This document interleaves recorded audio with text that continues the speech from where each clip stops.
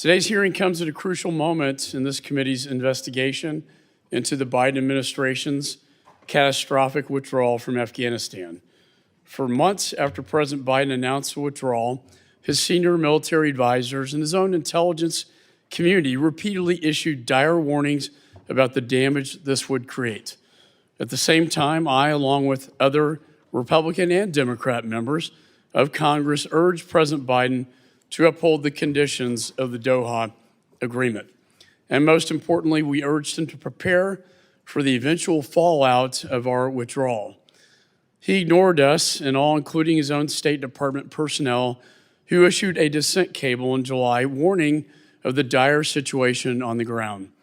Instead, as the Taliban takeover became imminent, the White House and State Department leadership stuck their heads in the sand. It was so bad, the State Department waited until the day after the Taliban captured Kabul to actually request an emergency evacuation, also known as a NEO. As a result of the Biden administration's failure to plan, the U.S. military was forced to conduct this emergency evacuation surrounded by tens of thousands of Taliban terrorists. Put simply, President Biden and Secretary Blinken put thousands of American lives at risk through their incompetence and willful blindness. And then the worst possible outcome: a terrorist attack at Abbey Gate on August 26, 2021 that killed 13 U.S. service members, wounded 45 more, and killed more than 170 Afghan civilians. It was the deadliest day for the United States in Afghanistan in over a decade. And today, we have some of the family members of the service members killed at Abbey Gate in the audience. They're here because they want accountability for their children's deaths. I'm going to get them the answers they deserve.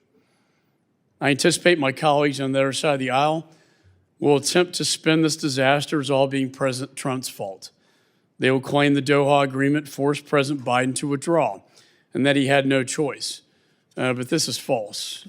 To that end, I want to remind everyone of two critical facts. First, the Doha Agreement was conditions-based. Conditions our witnesses here today negotiated.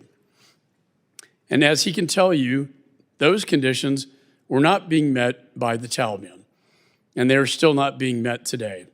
The Taliban is allowing terrorists like al-Qaeda to flourish in Afghanistan. And the truth is that President Biden wanted to withdraw from the Doha Agreement. And if he wanted to, he could have. He did just that with many of President Trump's other agreements, like Remain in Mexico. Second, President Biden himself said that even if the Doha Agreement had never been signed, he would still have withdrawn all U.S. troops from Afghanistan exactly the way that he did. When asked by George Stephanopoulos, quote, he said, would you have withdrawn troops like this even if President Trump had not made that deal with the Taliban? President Biden replied, quote, I would have tried to figure out how to withdraw those troops, yes. Our witness today, Ambassador Khalilzad, someone I've known for quite many years, served as a U.S. Special Representative for Afghanistan reconciliation under President Trump, where he negotiated the Doha Agreement and was asked to remain on by President Biden.